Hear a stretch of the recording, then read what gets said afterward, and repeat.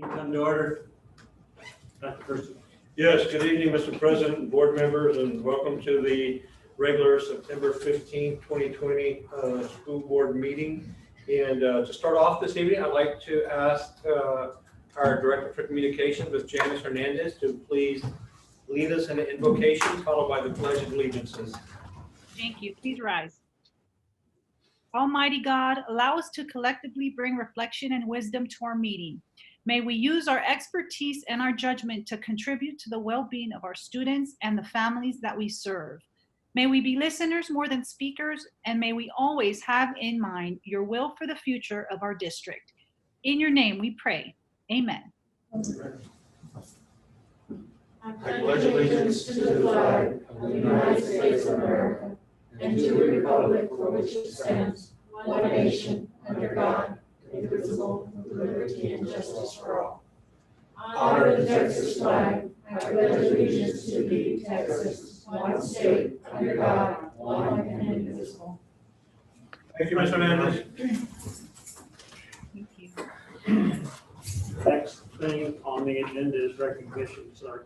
Yes, sir. We are excited to begin our school year with some recognition. We're going to recognize two of our elementary students. I believe from Bob Hope Elementary, Big Country Elementary, and a middle school student from McCullough Middle School, and one of our high school students from Castem High School. And so I would like to turn this back over to Ms. Hernandez. The students are not here physically because of our social distancing, but I do believe some of them may be joining us to hear their name and to hear their short story.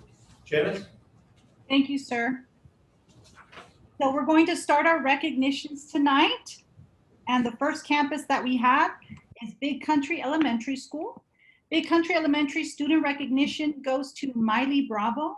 Miley has been on the BCE honor roll since kindergarten. She obtained commended performance in all testing areas on her third grade STAR test assessment, acquiring 100% in reading.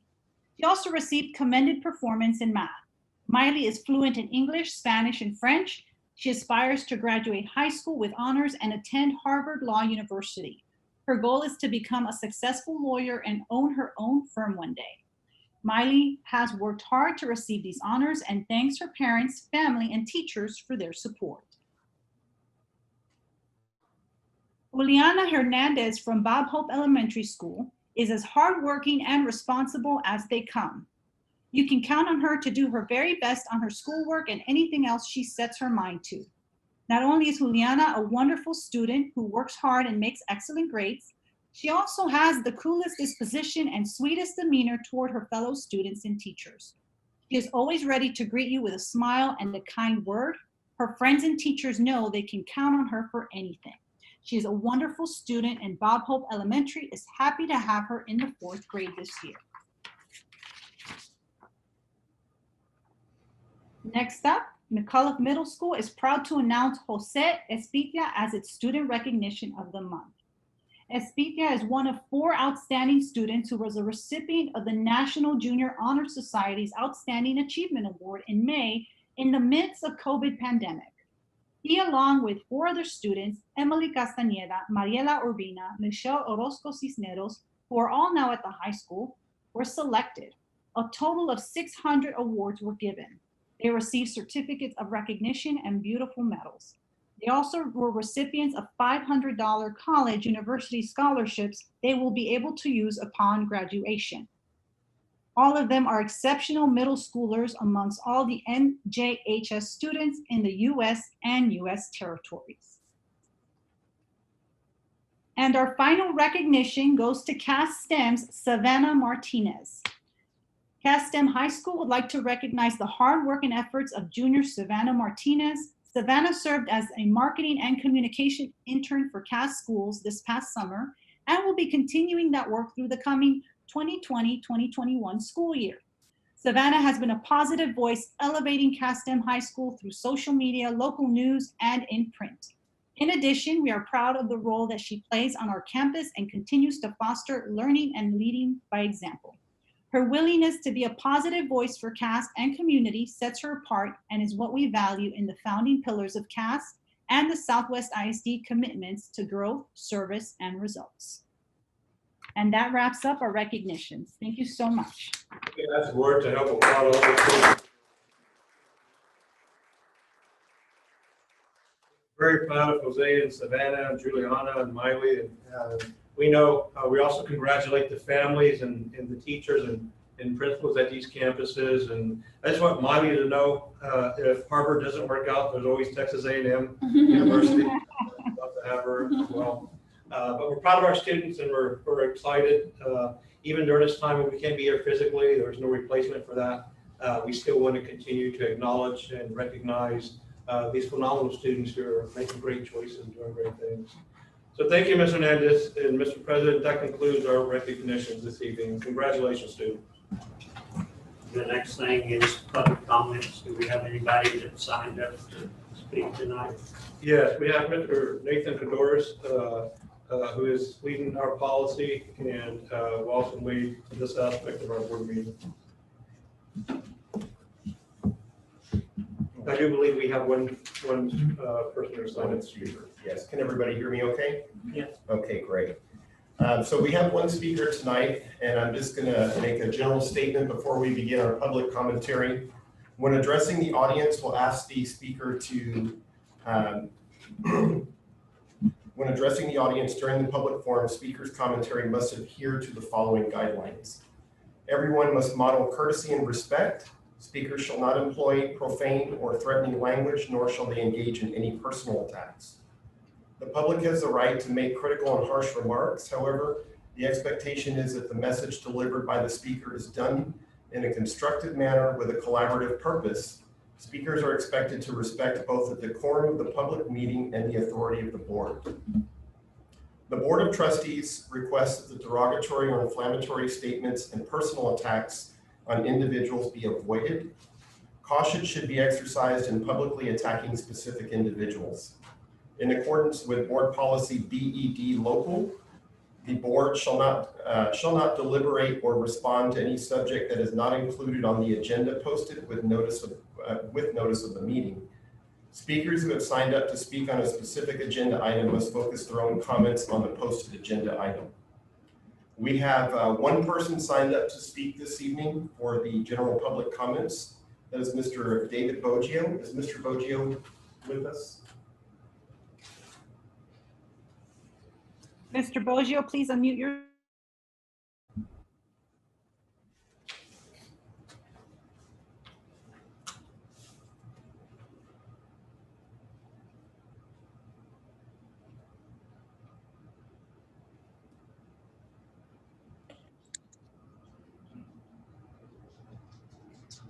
Mr. Boggio?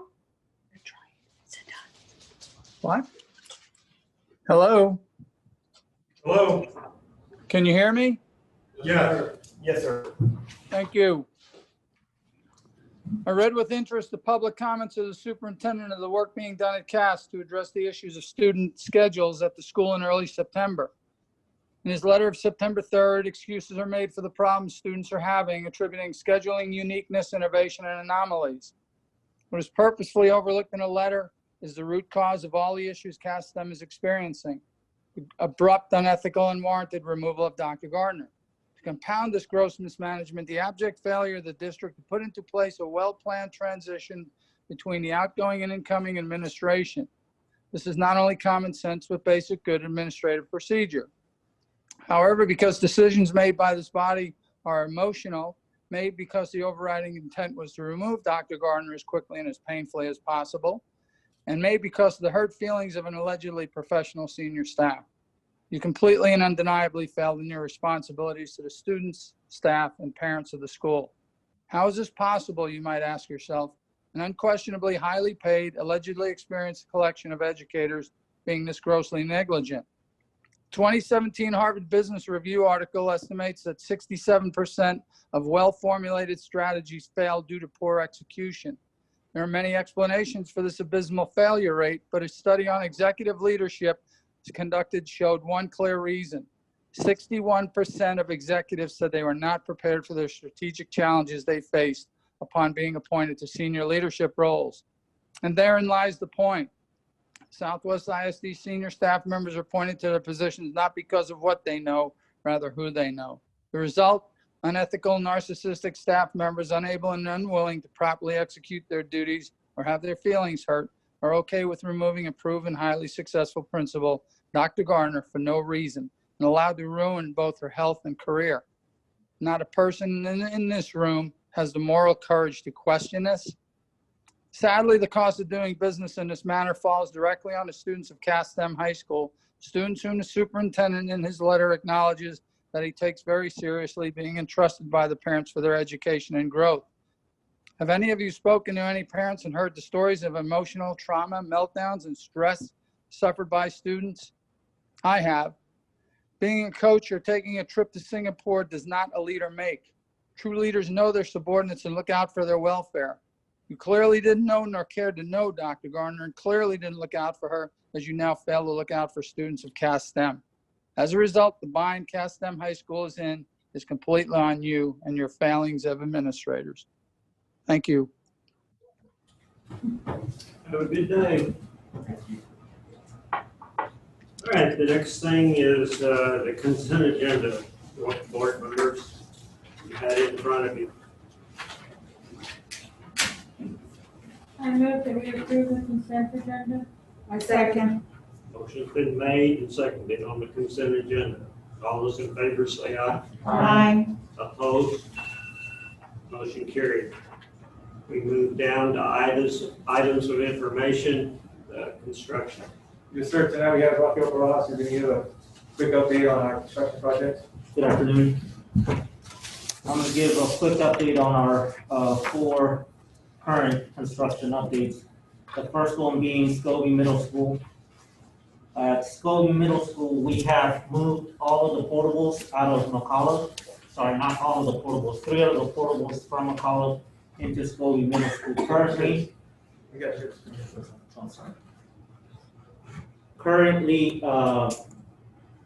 the portables have been moved out. We're working on the electrical, the PA system, and the fire alarm system that needs to be tied into these portables so that students can occupy it and get a certificate of occupancy from their county. What I'm also going to share with you guys is the schedule. There is an area that Barleycock has taken over with approval from administrators in the district, and that's marked number 1 and 2. That's where the computer lab we're at, as well as the old Pittsburgh lab, just so they start the renovation. Also, the courtyard that was going to be renovated due to some failing concrete and drainage. That right now is currently being worked on. As soon as the fire marshal approves our portable usage, Barleycock will then go to the 2nd floor and take over the entire wing that I believe 7th graders are occupying, and that's labeled as number 1 on the plan and on the handout you guys have.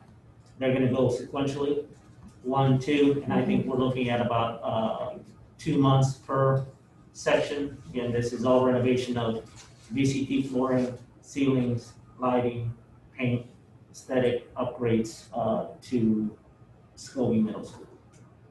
But other than that, I just wanted to know if you guys have any questions in terms of Scobie Middle School renovation. We're at the very beginning of that project. So we'll have some better stuff here in the future once we get in there and keep going. Yes.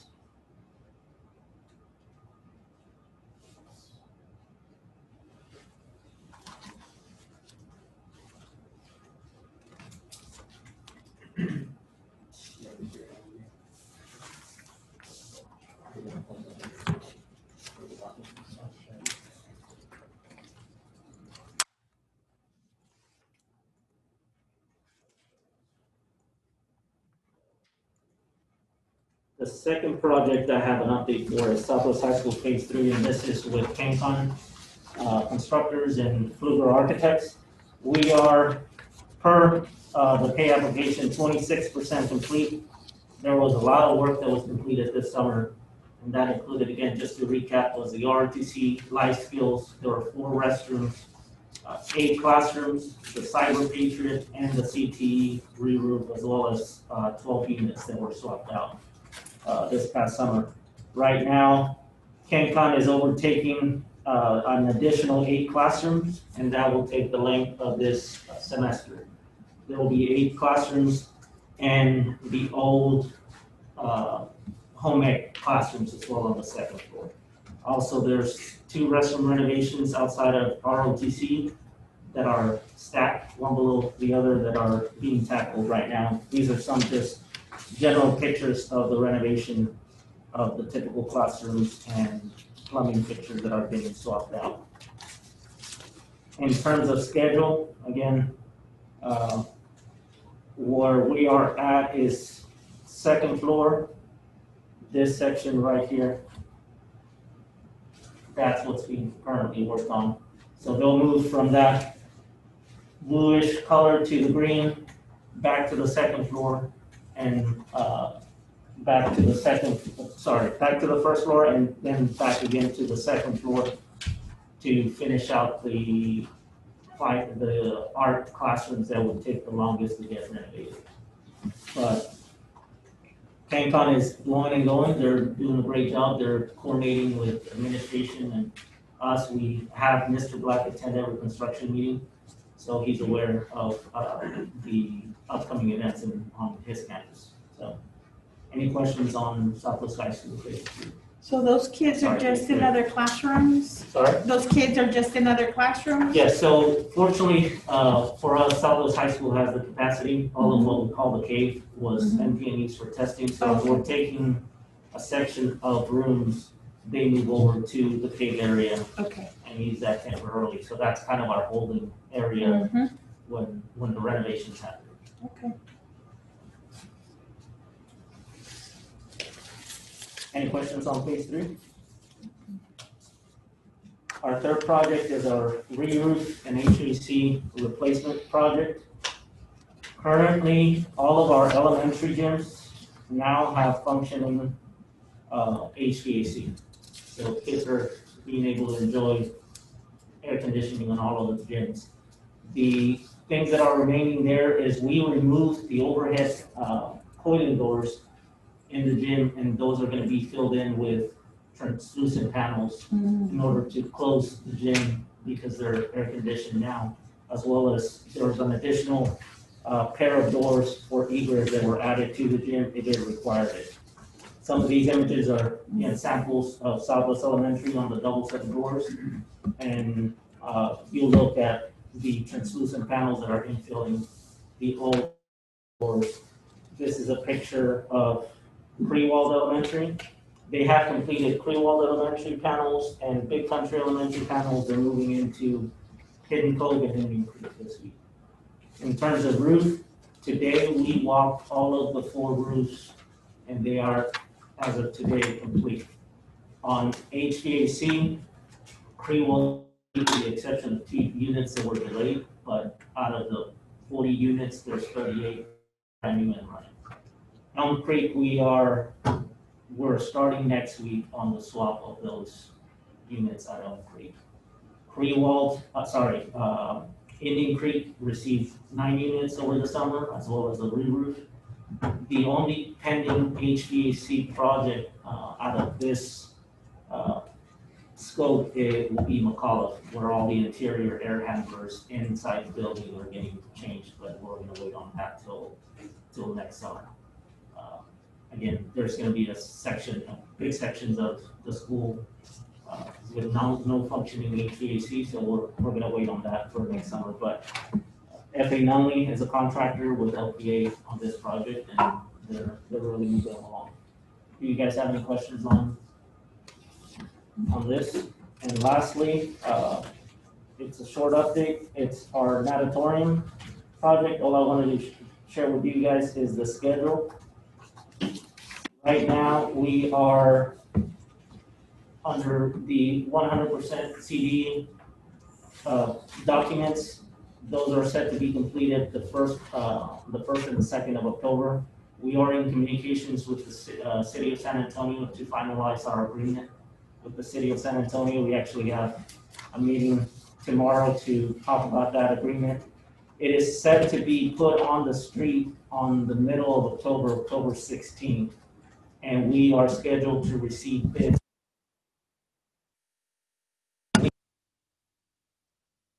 What the market, when we get our bids, we can come in as early as November's board meeting for GMP.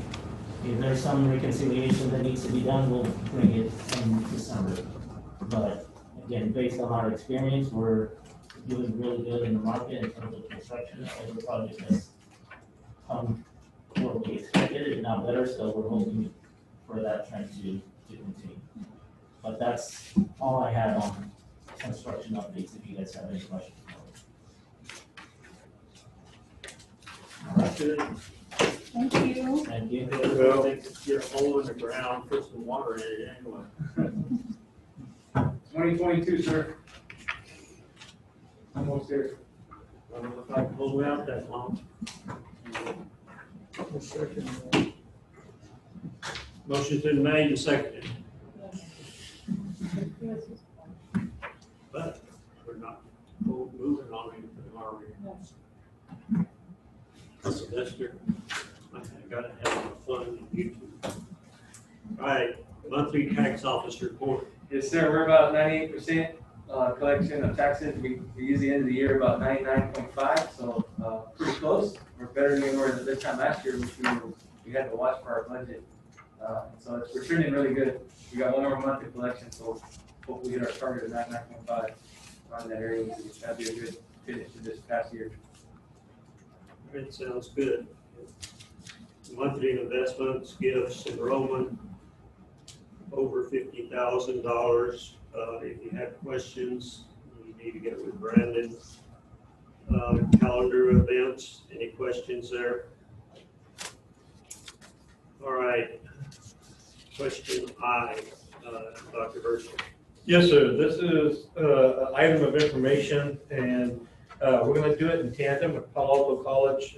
They have an initiative called Educate South Initiative and the Southwest Dual Credit Status Update. So I know you guys hear different opinions and perspectives, but what we wanted to do is bring in our partner, the Alamo Community College District, Palo Alto College, who we do the vast majority of our work with, and kind of go through, provide you some data, aggregate data of where we are in dual credit, and also hear about the Educate South campaign from Palo Alto College. And then I believe Zelene is going to follow and kind of give an update of our dual credit, where we are, what's the comparison to the last 3 years, and where we plan to go as far as even increasing those numbers more. And so if you have any questions after either during or as we get done with the presentation, we'd be happy to try to answer those questions. If not, we'll definitely find the answer. So I don't know if Dr. Garza, President of Palo Alto College, I believe is joining us, Dr. Garza, and I know Gil Becerra is joining us virtually. Yes, sir, Dr. Verstappen.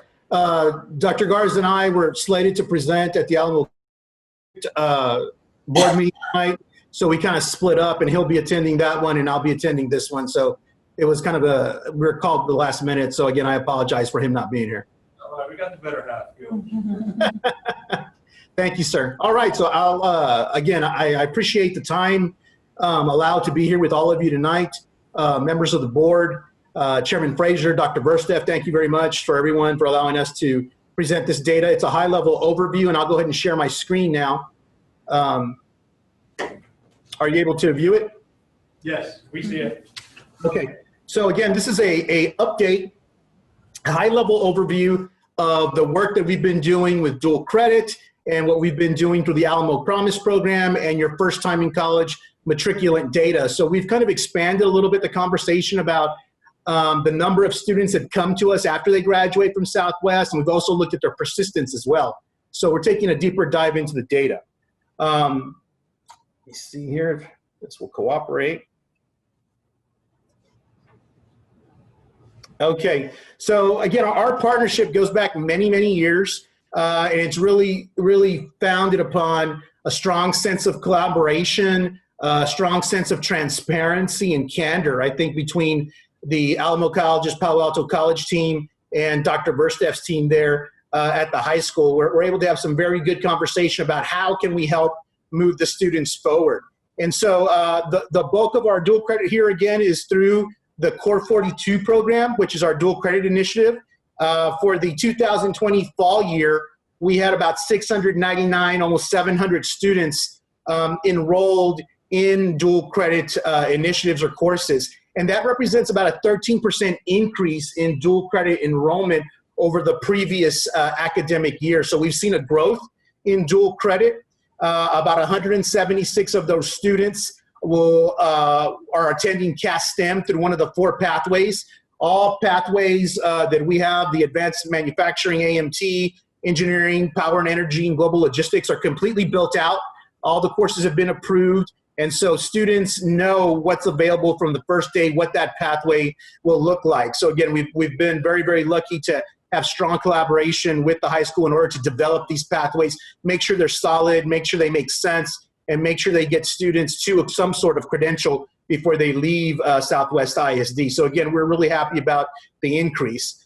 348 of those students are at Southwest High School and about another 175 at Southwest Legacy. So again, we've been seeing a growth in that number. And of course, we do have a team member, a high school coordinator who is 50-50 funded between PAC as well as between Southwest ISD, who was on campus pre-COVID and works closely with the partners at Southwest ISD to make sure these students are on a pathway, making sure they're taking credit that is transferable and most of all degree applicable, which in the end saves students time and saves students money.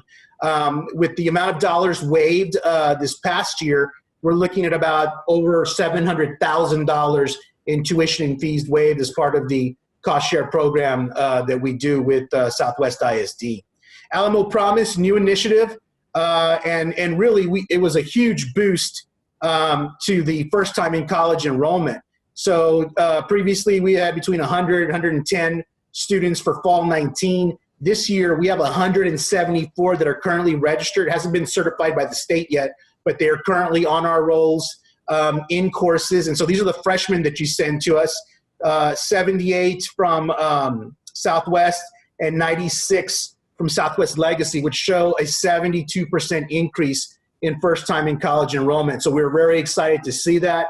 And again, a lot of it goes back to the partnerships we have with folks like Ms. Frausto on campus, who allowed us to go in and work with students during the day. I was personally there at night working with students and Ms. Frausto. So again, just a big thank you to the access provided and the sense of collaboration and the spirit of moving these students forward. We've been very, very happy with the partnership.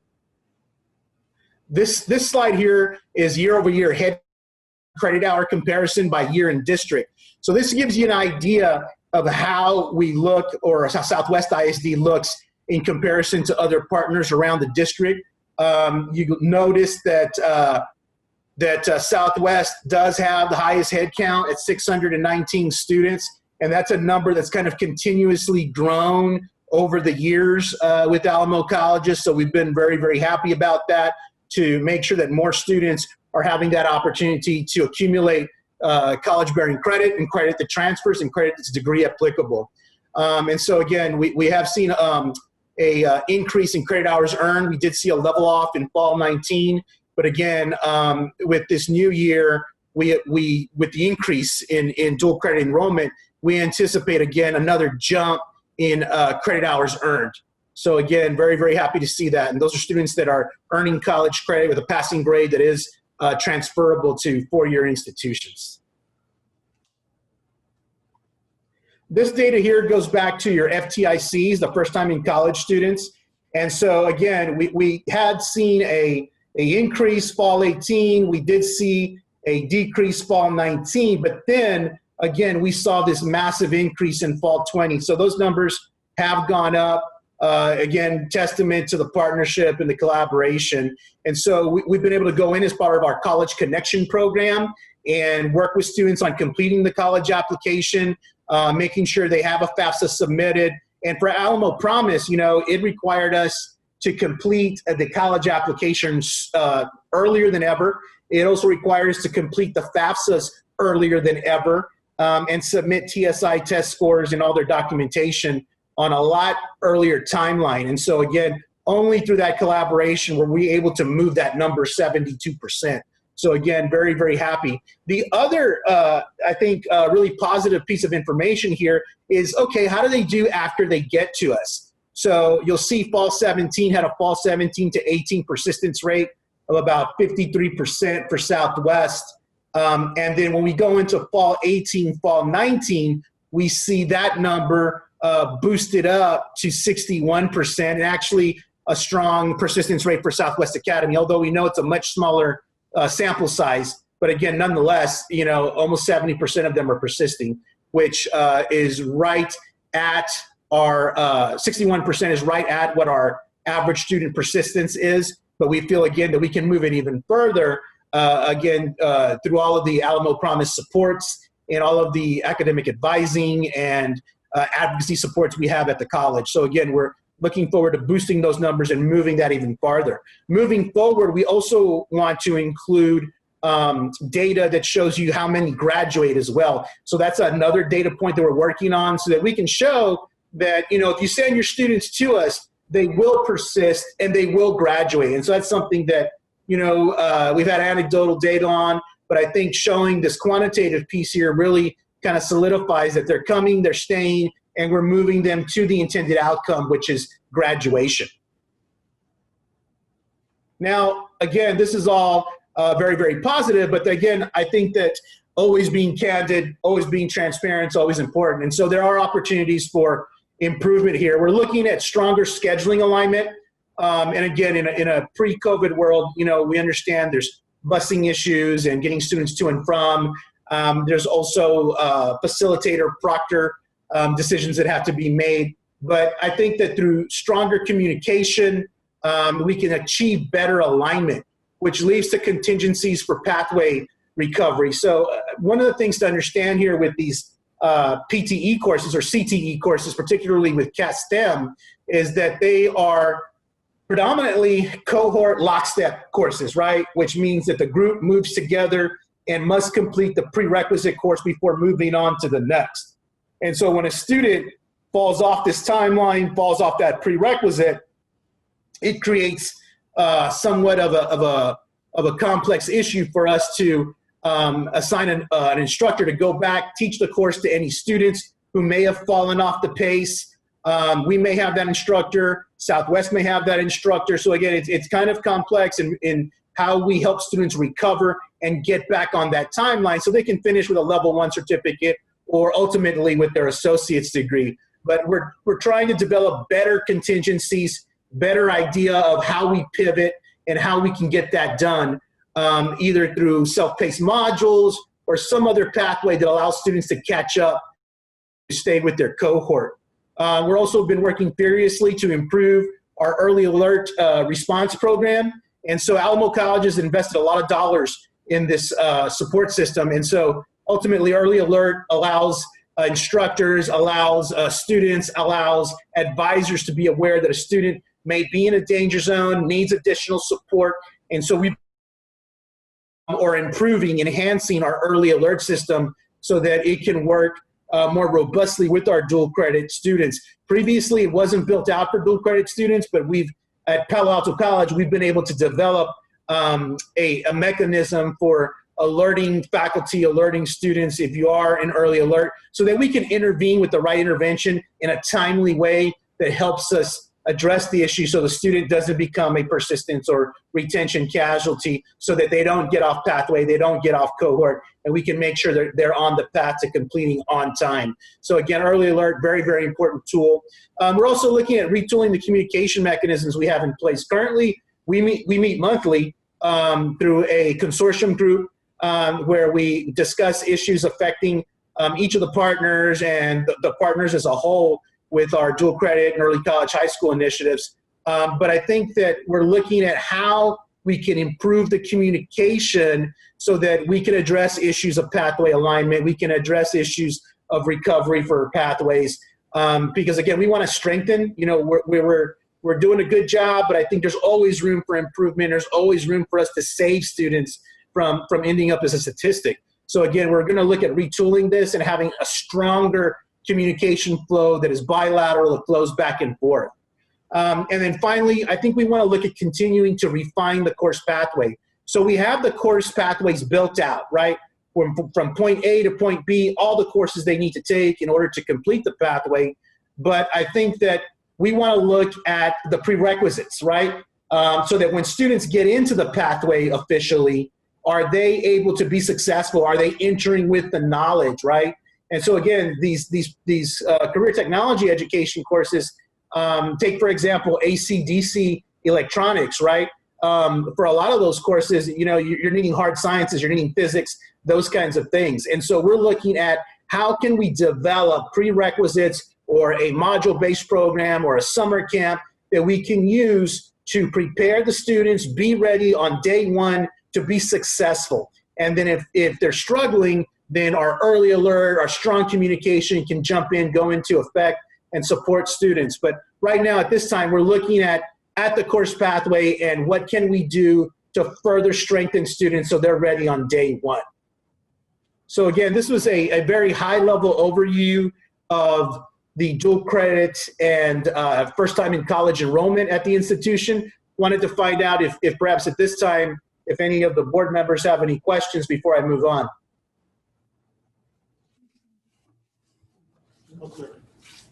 Okay, all right, thank you very much. The next thing that we're really, really excited to talk about is the Educate South program.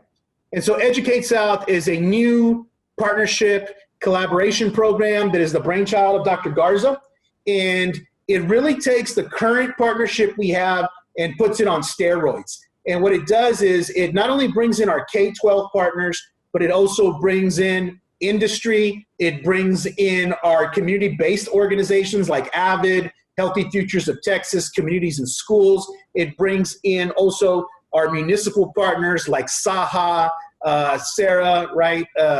Southside Regional Alliance for the Homeless. So it brings in lots of different partners to develop a matrix of support for these students. And Palo Alto serves as the backbone organization for the program. And again, there's not a dollar investment or anything like that. It's merely bringing folks to the table to look at asset mapping, finding out where the resources are and how we can support the students. And so we do this using a collective impact model. So again, I talked a little bit about Educate South. The goal of it is to work collaboratively, public and private partners, and to develop a college-going culture in South Bexar County. Now, again, some of our partners have stronger college-going rates than others, but right now they're all between about 35 and 45%, 50%.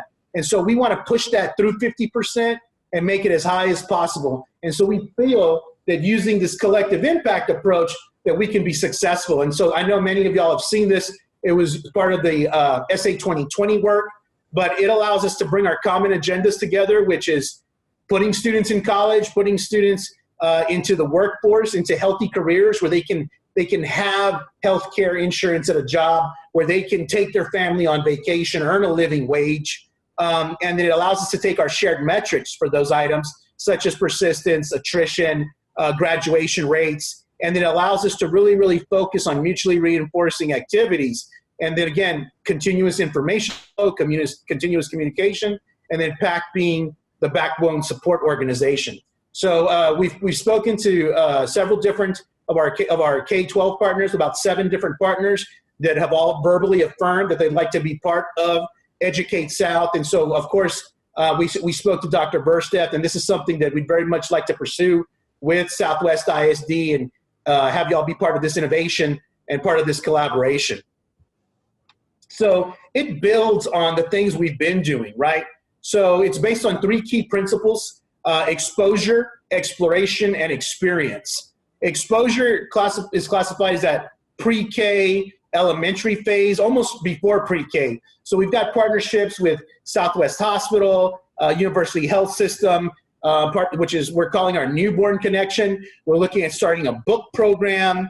We also want to begin the Adopt a School program as well, so that we can support our elementary schools with PAC resources. And we're looking at developing a tutoring program or a mentoring program to be part of this.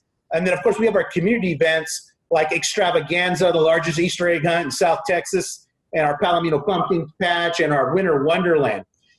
Exploration encompasses the middle school area, and so we're doing things with TRIO programs for middle schoolers. We're also doing Core for STEM, which is citywide, brings about 300 or 400 students to our campus every year. We're also having summer camps, STEM camps over the summer as well for middle schoolers. And one of the new things we want to incorporate are endorsement days. And endorsement days would help align the high school endorsement, or at the point where middle schoolers select their endorsement for entry into high school, to align those things with the Alamo College Institutes, which are aligned with the national career clusters. So again, we want to support students in making those decisions. And then finally, experience in high school, which allows for credit-bearing courses, accumulation of college credit that is transferable and degree applicable. And we're doing this through our dual credit program, PTECs that are evolving, of course, Alamo Promise. And with the Alamo Promise program, just in this year, with the freshmen that came from Southwest ISD and the tuition-free dollars, or the value of the tuition-free education, we're talking about $500,000 just from this group. Now, if we extrapolate that over 4 semesters, or about 60 hours for them to complete their degree, we're talking about $2 million in terms of the value of education these students have saved or put in their pocket.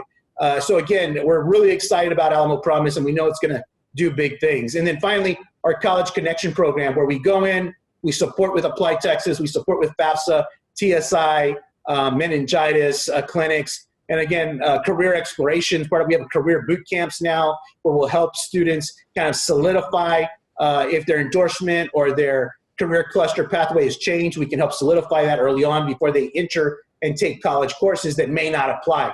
So that's a big part of what we're trying to do, is make sure that we have their pathway solidified so they're taking coursework that applies to graduation, and they're not wasting time, they're not wasting money.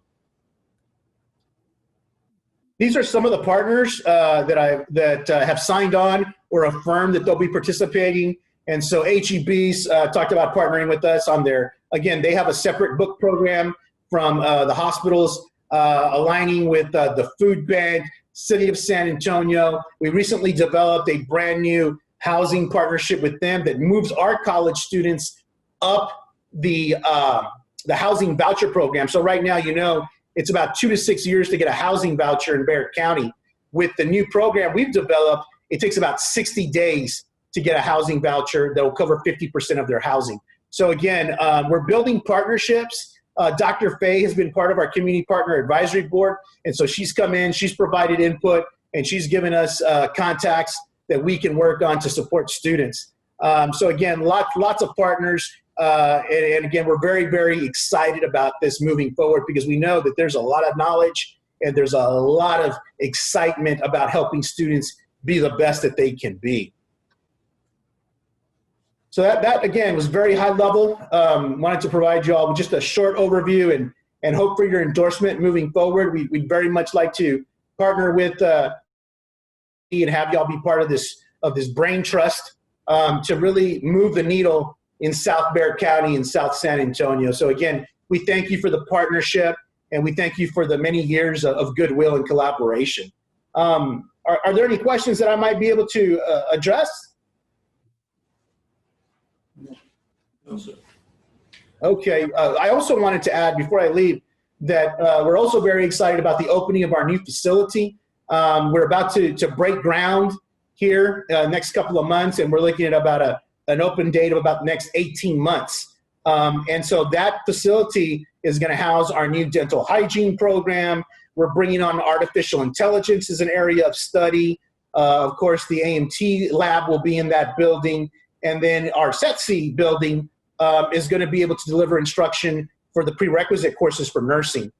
So again, we're really, really excited to partner with y'all and make these resources available. And if there's anything that we can do to support further, either your instructors or your administrators or your counselors or Dr. Verstappen or the board, again, we're completely open to that, and we look forward to it. Thank you, sir. Thank you, Gil. And thank you for the high level presentation and using data. I know there's a lot of perspectives on this whole issue of where we stand and master schedule at CASTM. It's an extremely complex issue. As you explained it, the pathway and success in the pathway is contingent on prerequisites and attaining those prerequisites to move forward.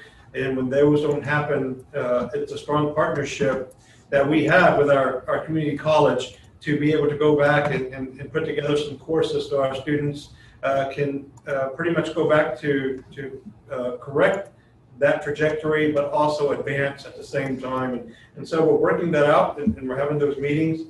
I'd like to turn it over as an addendum to your presentation to Dalila Garcia, who's going to talk about more in the dual credit apparatus and how we think that we can take that number of 619 that we have, which shows 619 high school students tapping into rigor, choosing rigor, putting their attention to rigor, because we know that early access to college matriculates into a higher probability of college success post high school. And so we know the value of that. And we also do other programs in AP, and we also do programs with UT Texas, and on-ramps at UT, University of Texas, having a proctor in a classroom and a university professor in Austin. So those numbers aren't reflected in here. What we're reflecting in here is dual credit. So we've been talked a lot. We brought information to the board in the past about our early college, high school, our P-Tech structures. And so I'll turn over to Dalila, and she's got has a few slides to further go through and give you more kind of drill down into Southwest ISD a little bit more. So we definitely saw an opportunity, as Mr. Becerra mentioned earlier. Our students right now have the opportunity with Core Complete to be able to get up to 42 credit hours with our Core Complete program. And so in addition to, we wanted to add another layer, which is a layer that other school districts, as you've seen slide number 3, have early college, high schools, and P-Tech. So I know we brought that information to the board, and so now I'm going to have Zelene just show you some of the numbers and exactly where we stand right now with this new opportunity that we're looking forward to. Zelene? So just like Pat just finished, Mr. Becerra just finished presenting, we wanted to offer where we've been to look at our dual credit cumulative data, and now offering where we are going with early college, high school, and also P-Tech. So here is just a aggregate of our courses that we've offered throughout the year at all 3 high schools. And so for 2021, you'll see that right now we just have the fall numbers. Right now is a crucial time that all campuses right now are working on their spring schedule. So these numbers will definitely go up, and we will come back and give you an update once those spring numbers have been solidified. And then we also have the number of instructors that are credentialed through our IHE partners. One of the areas that we are working with, the state is going to open the redesignation for early college, high school, and also P-Tech designations. Back last year, we brought an update how we applied for the early college, high school, and P-Tech designations for our 3 high school campuses. So we were awarded the 3 designations. Now coming up in October, we are going through a redesignations for those campuses who are going through their planning year, just like our 3 high schools. So we will apply in October, and in January, that window does close to become a provisional early college. And so the provisional early college will take us through years 1 through 4. And at the end of 4 years, then we apply for the early college. So both Southwest High School, Southwest Legacy, and P-Tech will go through the designations. And also we do have our target numbers of 250. Now we understand that once we start next year with our 9th grade cohort, those numbers may not be 250. We wanted to include a good number to make sure that students who are interested do have the opportunity to take advantage of the early college and P-Tech support. We know that it's going to take 4 years to scale up, just like CASTEM is doing right now. So we have a target number of 250 at both comprehensive high schools, and then also 75 for our specialty high school CASTEM. We do just want to reiterate that we are still going to be offering the dual credit core complete of 42 hours, but definitely early college, high school will allow our students at both high schools to earn up to 60 hours for their associate's degree. So we definitely thank PAC and their staff. They have definitely been a great support. We've been working with St. Philip's and also PAC, and just the support that they've provided. Whenever we need something, they're always available and always provide the information at hand. So we do thank you, Mr. Becerra, for you and your team for always providing us that support. Thank you. Do we have any questions from our board about early college, high school, or P-TECH?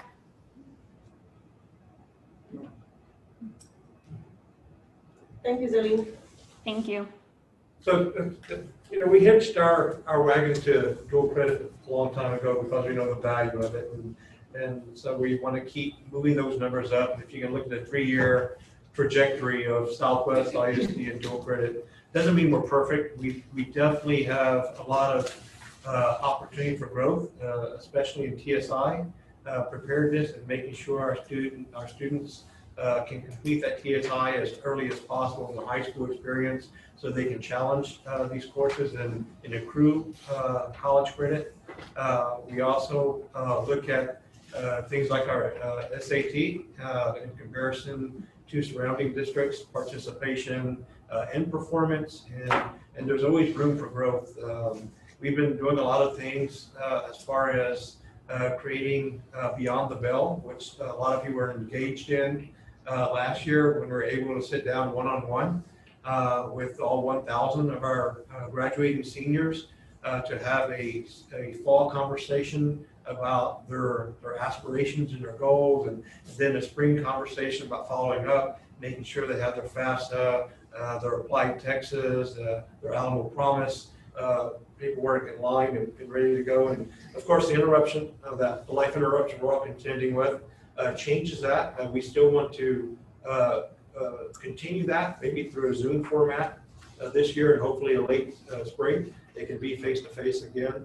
But our goal is to put our students on the pathway to college and for them to be successful beyond high school. And when we say college here at Southwest, we are talking community college, associate's degree, a bachelor's degree, master, or doctorate. But we're also talking workforce level certifications because those have an attributable benefactor for our students moving forward and allows them to do the things they want to do in life. And so we get that, and we are not where we want to be, but we are inching closer every year and putting our students in the best possible position to have a great life.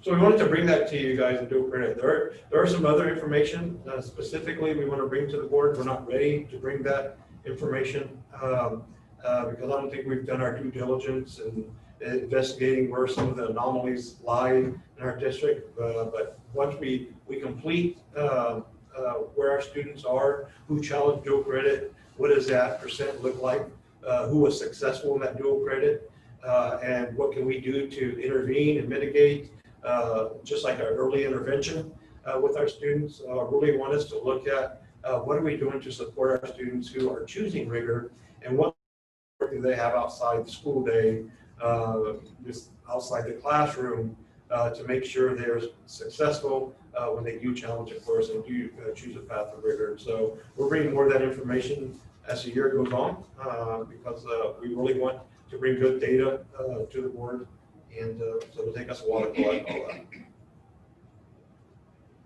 So any questions for me? Sure. Thank you. Thank you, Dalila, Zelene, and Gil. Thank you. All right, the next thing on the agenda is superintendent will postpone that. Go on to item 8, optional optional school day. Are you doing well? I think Adrian's doing You didn't have to get it. Good evening. We have Mr. Will Baker, who's going to cover OFSDP. I think Mr. Ramirez is on remote. Adrian, are you there? Yes, I am. Can you hear me? Yes, we can hear you. Okay. Good evening, Board President Frazier, board members, Dr. Versta. I'm going to try to share my screen, and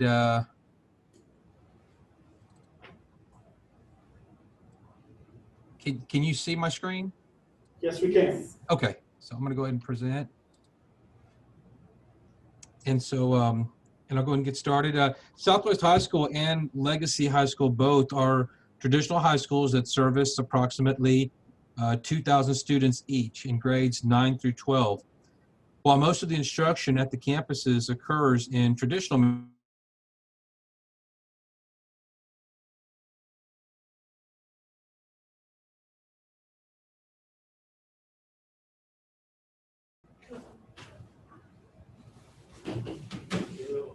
Legacy, There he is. There he is.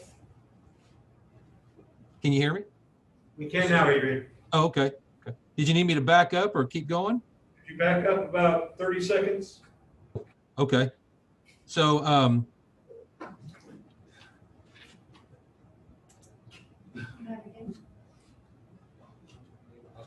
His internet is unstable.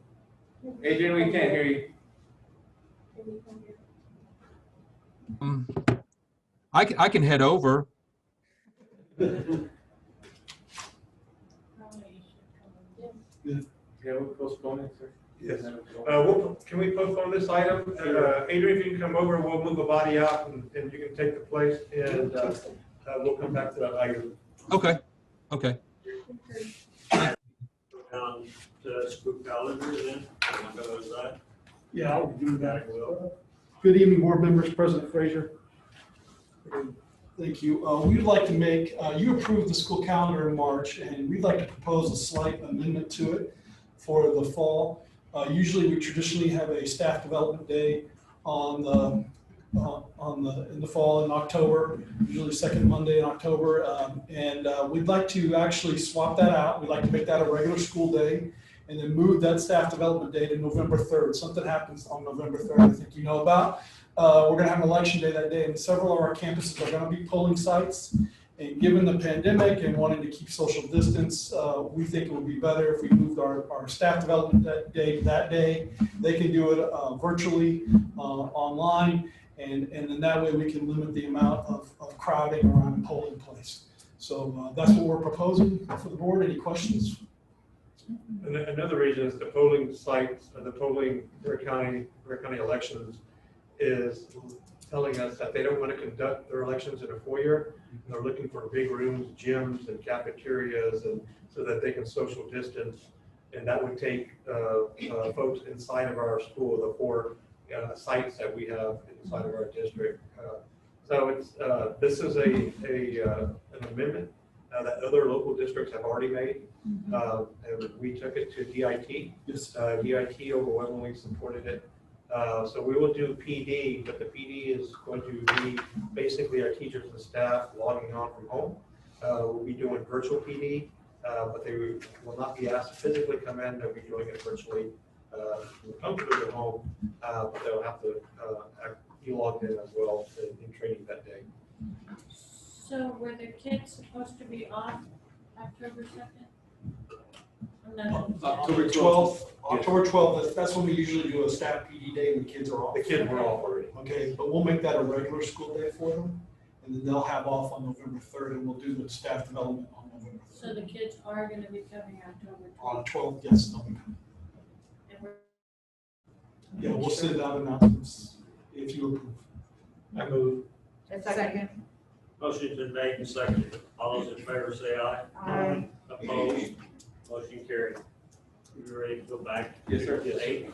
All right, on school day. I'd like to introduce Mr. Adrian Ramirez. Good evening.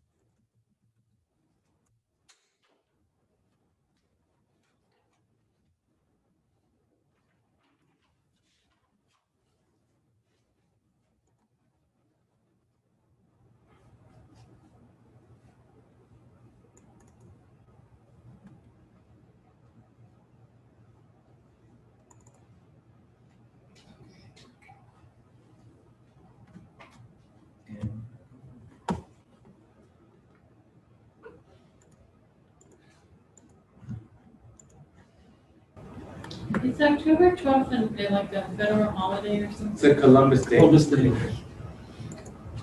So are people normally off, like corporations and stuff, you know, right? They still like.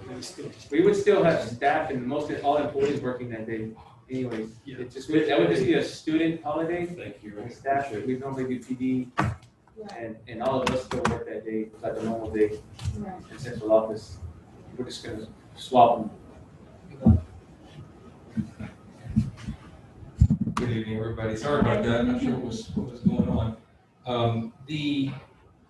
Wanted to share some information about the OFSDP program in our district. Both Southwest High School and Southwest Legacy are traditional high schools that service approximately 2,000 students each in grades 9 through 12.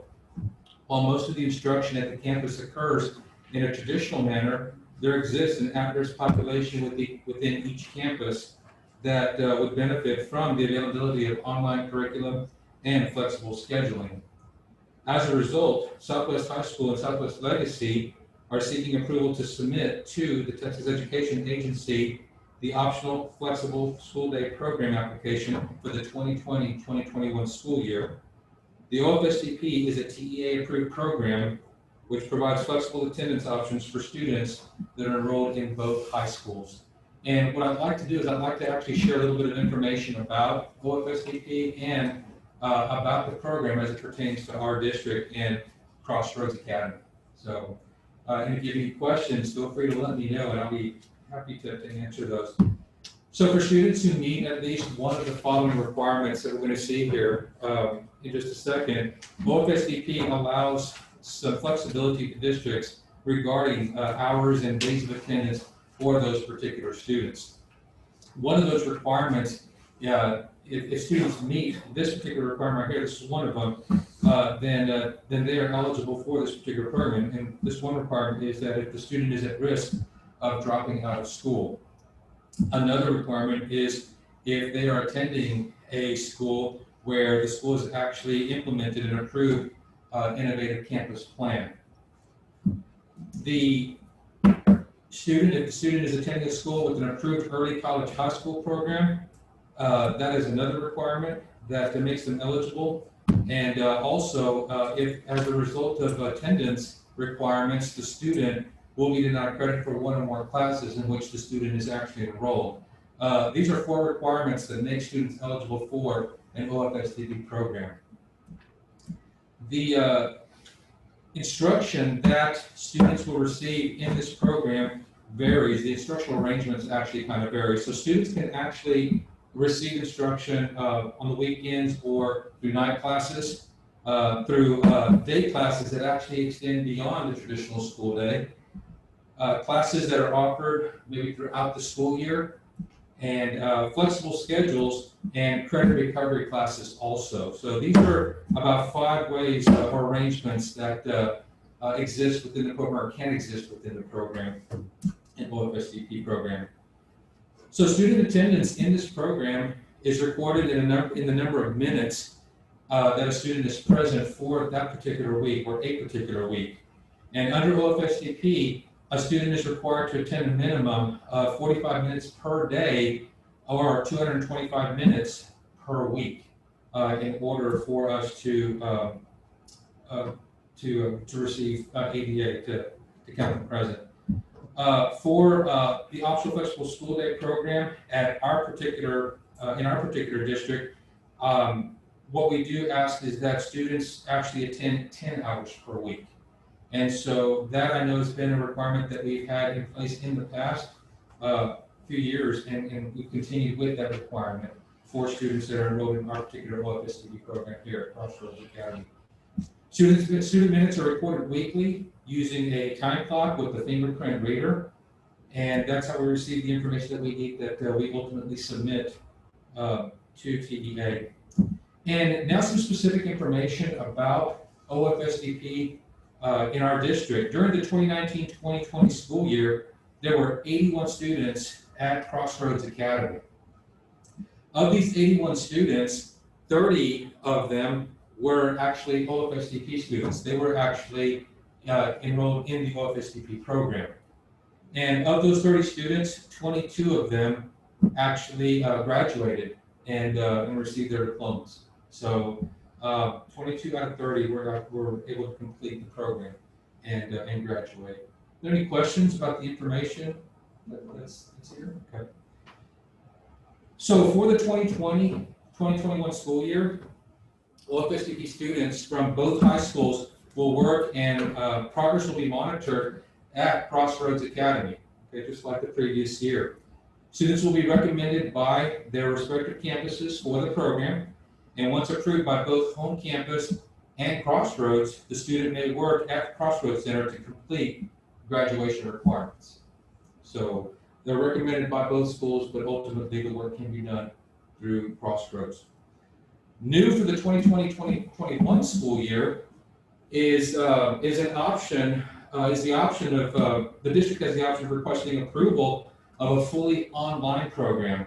If students will be working online, then several conditions must be met. First of all, the program must include certifications and other course offerings that are tied directly to employment in the state. The program must also provide an academic coach or an advocate for each student locally, and then an individual learning plan must be developed and used to monitor each student's progress. Finally, there would be the continued tracking of the number of minutes that students receive for instruction that's completed online. So, and this is something that the schools are currently working on. So, and would they still be required to 10 hours on campus? That is part of what they're working on to determine how much time would actually be needed face to face. Now, in a remote setting, I know that's going to be a little bit different for students who actually are working remotely. Then they go back to actually having to meet one of the 3 engagement requirements that other remote students are having to meet. So, and that's what's a little bit different about the program because of the instructional plan that we have in place. So Crossroads does not actually have students. There's students from from Legacy and Southwest, and this is just the space that they're meeting in. Correct. They're enrolled at both at their schools. respective high schools. Correct. Okay. And they will graduate with those high schools. Yes. A good way to look at OFSDP is it's fiscal flexibility, and we have an official accounting part of the day. So in our district, where the 10 a.m. hour hits, whatever period that is, that's our official accounting for students. So if the student is not there during that time, you cannot collect ADA on that student. Using OFSDP allows that flexibility so that we can do through contact hours or through way Adrian just explained it. So it's more of a fiscal, because we would serve those students anyway. We just, life comes at some of our students differently, and some of our students are part-time workers, and some of them are 3/4 workers, and they're employed, gainfully employed. So we work with them and negotiate an opportunity for them to continue school in some capacity towards completion, as Adrian just described. A lot of our students, we have a brought back in program that we go out and try to find our students who didn't successfully complete, have a conversation and get them enrolled in some capacity towards completing high school or diploma. So it allows a lot of contact hours for us to collect and track. They do a really great job of tracking it too. They use the actual, used to use time clocks, we still do that. It's great tracking of it. Any other questions? Any motion? I second. Motion's been made and seconded. All those in favor say aye. Aye. Opposed? Motion carried. Thank you, Adrian. Thank you. All right, moving down to business and financing, which we have nothing tonight. Going into item 10 of curriculum and instruction. Please, Spanish speakers. Yes. So we have Mr. Lila Garcia, who stepped out of the room, but this is the additional assessment that we covered in brown bag, and with board approval, we'll be allowed to allow our students to challenge without taking the course to pass the test at a certain level, and they would get the credit for that course. So we're asking the board to, based on the brown bag presentation, if you have any questions, then we can go find. Zelene's available, sir, she's up there. Oh, Zelene, are you here? Yes, sir. Yes, I'm here. Sorry.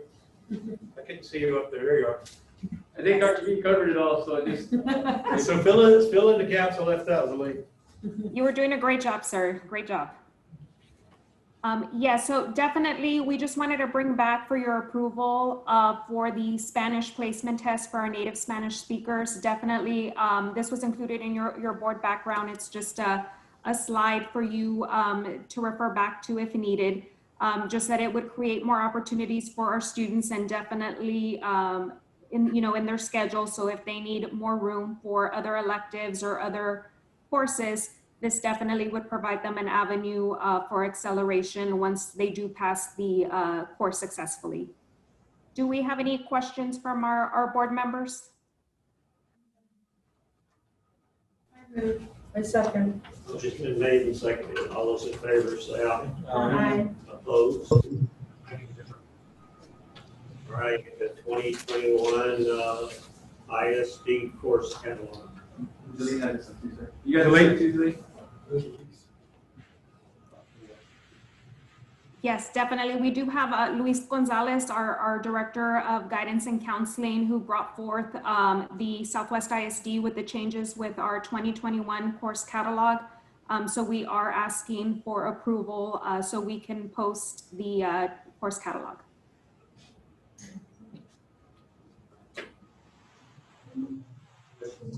When do the students first get to see this catalog or this course catalog?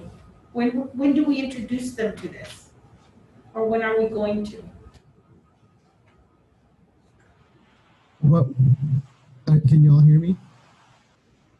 Okay, very good. And so this catalog, the full catalog that we're trying to get the approval for right now will be posted electronically as soon as it gets your blessing, your approval.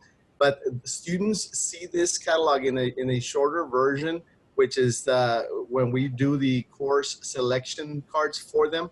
So they, prior to the year, so they've been working on this course catalog at a, like I said, a shorter version, which is just a listing of the courses without a lot of the other information. So the students see the courses that are available for the following year as they are doing their course selections. We have other questions? Motion. I move. Second. Motion's been made and seconded. All those in favor say aye. Aye. Motion carried. Item C, pre-K for San Antonio grant for the 2020-21. Good evening. So we have some good news, and this is to report that PKFRSA, they have provided an additional year of funding. So I'm going to have Zelene, if you can please present the slides, please. So our Dr. Patty Escobedo, along with Ana O'Toole, they were able to prepare an application. And this application was informing the city of what our purpose with PKFRSA would be. And so this year we are gaining an additional $41,000, which has been very positive because we definitely need our funds in order for us to continue doing some great things with PKFRSA. Zelene?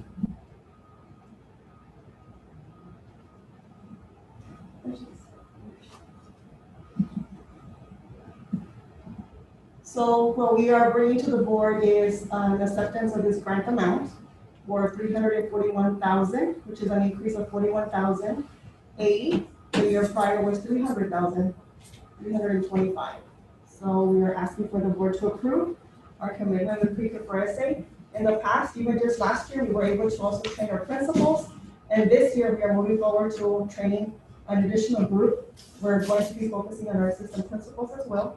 And so PKFRSA has been very generous with professional development that part of this grant also allows for us to take advantage. So we are just asking for the board to approve our recommendation and accept the PKFRSA grant agreement. I move. Second. Motion been made and seconded. All those in favor say aye. Aye. Opposed? Thank you, ma'am. Thank you. Thank you. Wasn't that a nice change? We're not asking for money. Can't hear you. Next month. Do you have anything you would like to say, sir, before we go into executive session? I do want to make an announcement. Mr. Chris, myself, Mr. Powell, Mr. Bird, we had an opportunity to attend Commissioners' meeting today in San Antonio, at which time it was approved, the partnership between Southwest ISD, Southwest Research, and Fair County to invest considerable dollars to help develop some mitigation of internet access and viable connectivity. So we are the pilot district, and hopefully what we learn in this initiative can be spread further in San Antonio. So what that means now is we'll engage in the design and planning, but in the future, the idea is that there will be an antenna placed on a water tower that's next to Elm Creek Elementary and McNair Middle School to try to create stronger, more reliable internet in a multiple mile radius. We don't know what that is yet until Southwest Research kind of does the design and figures it out. So we're excited about that. We're also excited about another agenda item where the county is allocating, we believe, is in upwards of $250,000 of additional CARE Act funding to Southwest ISD to use for our students in PPE and to help in this whole arena of supporting children and families during this time. So I wanted to make those two announcements, and I'll save the other announcement for the end of the meeting. So I have. All right, I guess we're gonna stay in here. Yes, sir. And we have to run all those nice people out. Yes, good people. All right, we'll go on and go into executive session at 7:18.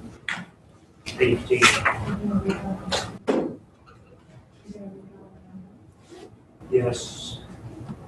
Under Texas Government Code 5501.074, we're going into executive session.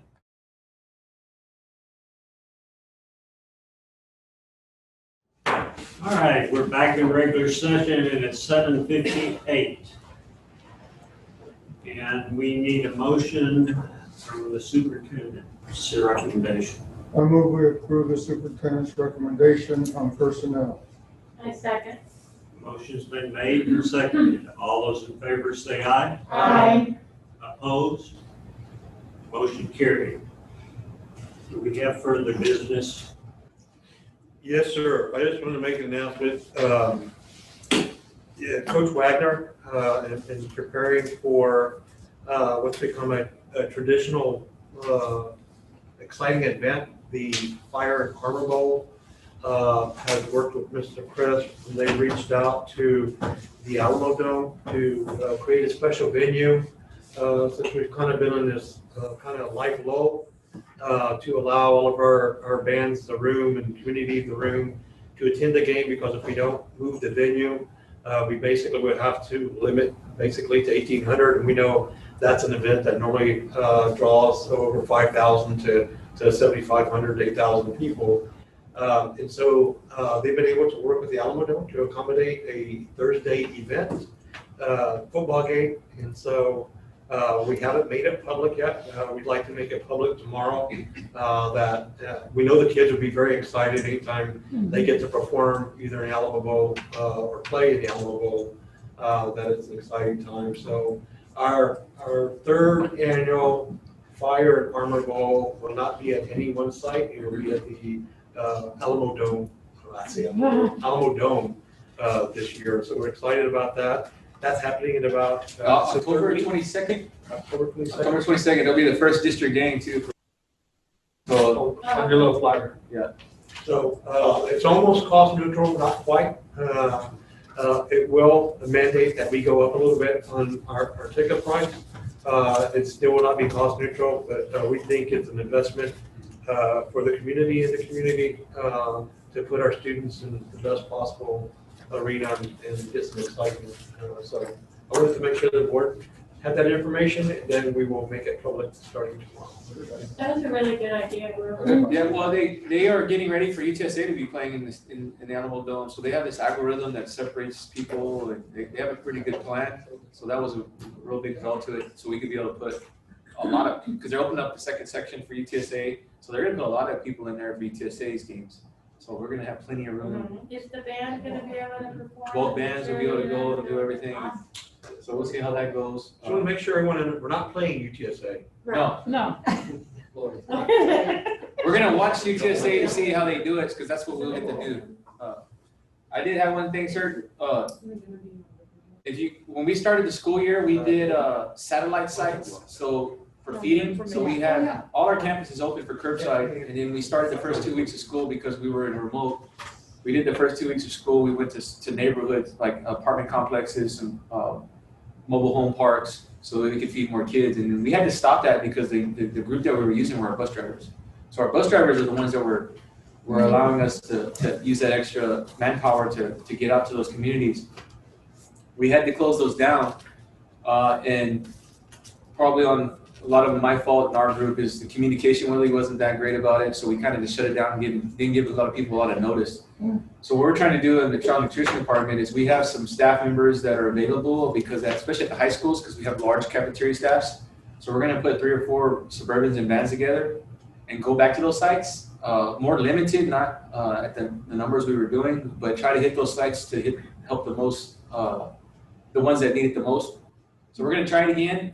We'll see how long that'll last. It could possibly end once we get a lot more students back in our high schools and stuff. So we wanted to share with you so you know that we're gonna try to go back into those satellite sites. We're gonna start Thursday and see how it goes and see if we have the same numbers so we can feed more kids. Just so y'all know if y'all get questions about the feeding program.